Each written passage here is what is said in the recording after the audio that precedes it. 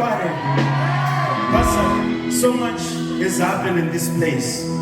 So much has happened in this place. But before Pastor leaves, I just want Pastor to pray specially, because by the Spirit of God, I can tell that there are some of you that came to this place with family problems, family challenges.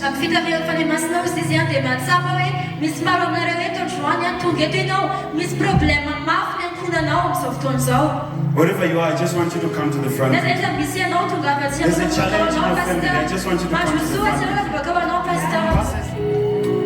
I want you to know that God wants you to be well. He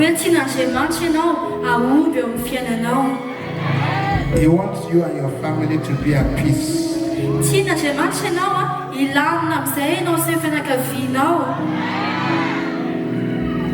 And when I pray for you, the difficulties in your family will recede.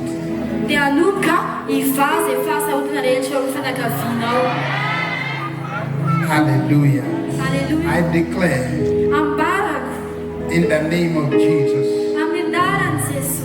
whose I am and whom I serve, that the limitation in your family is gone.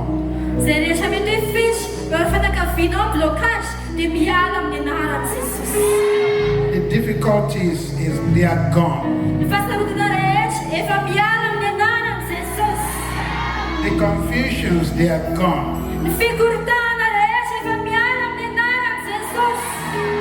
I speak the presence of God into your family. I speak peace.